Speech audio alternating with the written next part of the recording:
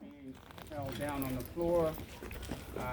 There were some sort of noises, almost guttural, as if he was going through a process, but he never spoke. He wasn't fighting. He wasn't resisting. He wasn't verbally resisting. He wasn't saying anything, and he wasn't attacking, kicking his feet, swinging his arms. His arms were handcuffed, and his legs were pushed up. But he himself was in a more submissive form. This is after he had said twice, "Please don't kill me." So that's why it's so disturbing that he clearly was a person in need of help. His family said that that night he was acting as if he didn't want to be left alone. He was, acting, saying things that seemed like he was mentally, emotionally distressed and maybe even paranoid at the time, although there had not been a formal diagnosis. But he had been acting sort of strange and mental, as they say, for several months before, if not longer. So that's anything else you want to say on that? Yeah. So not long before this, maybe a month, maybe 2 months, police had been called and on really on what became 5150, and they recognized this house and the response to it as having been related to that prior incident.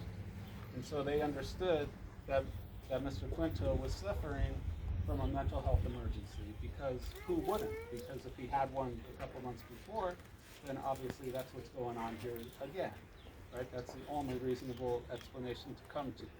As you've heard, the family saw a toxicology screen which showed no common drugs in his system. Now, what we have as well is we have a still photo that was taken of the officer's restraint, and again, you guys will get copies of all this.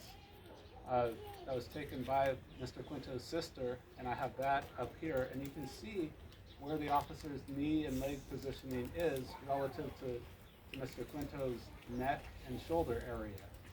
And again, there's significant bruising on his body in particular areas related to that. To show that he was not a danger or even being aggressive, he was being held by his mom against her chest, his chest to chest, was hugging him. The police came in, they didn't know who was in trouble. He didn't know if it was the mom that was hurting him or he hurting the mom. That showed that it wasn't an aggressive thing, and they even commented about how strong she was. So from that point to physically grabbing him and throwing him on the floor and him winding up dead is just unconscionable. So let me do this here. Who's next?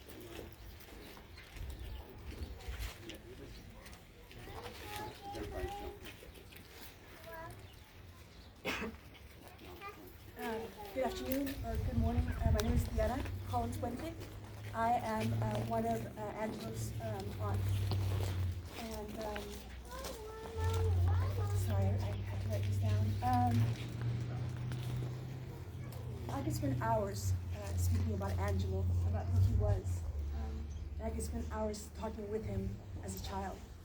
The way that he thought about the world, his dreams.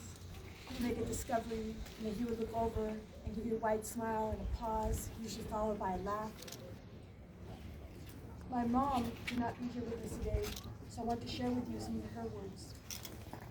Angelo was my grandson. He called me Tita Tony. My husband and I met Angelo, his brother, and the rest of the family in the Philippines when he was 9 years old. He was a sweet, well-mannered little boy. Next, he came to the U.S. He had jobs, dreams, ideas. He and I cooked together occasionally. Then he was excited about joining the military. Later, the horrible news. He was fighting for his life at the ICU. He lost the battle the day after Christmas. So many dreams interrupted. No more goodbyes. So sorry. I will miss you, Angela. As is the experience of so many families in this situation, as we grieve and grapple with this terrible loss, we are also charged with finding a way to move forward and honor Angela's life and the lives of so many others who have died under similar circumstances. We're moving forward and seeking justice for his death and joining the movement of families and communities pursuing fundamental changes to the structures of law enforcement and the systems that allow for our young men of color to be killed instead of cared for.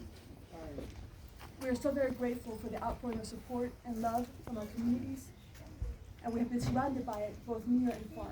We especially want to thank the folks who've been able to join us here today in person, and especially the families, including Ton Hall, the mother of Miles Hall, Aunt Bee and Uncle Bobby, Oscar Grant's aunt and uncle, Rick Bettis, father of Petey Bettis, pardon, Catherine Wade, mother of Milad Baldwin, and Frank Sterling. We will continue to be joined with you in this effort. Thank you.